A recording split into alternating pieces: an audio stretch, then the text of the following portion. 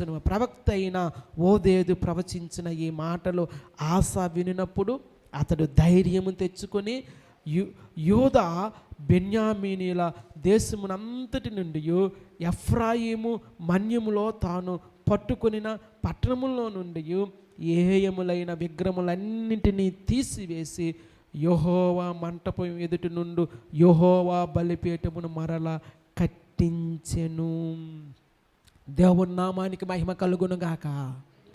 ఆస దేవుని గద్దింపును విన్నాడు.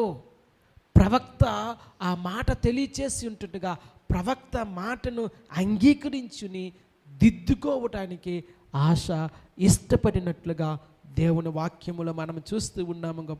కనుక గొప్ప రిఫర్మేషన్ అనేది, గొప్ప ఉజ్జీవం అనేది ఆశ పరిపాలించినటువంటి ఆ దినాల్లో ఉండడము మనము చూస్తూ ఉన్నాము.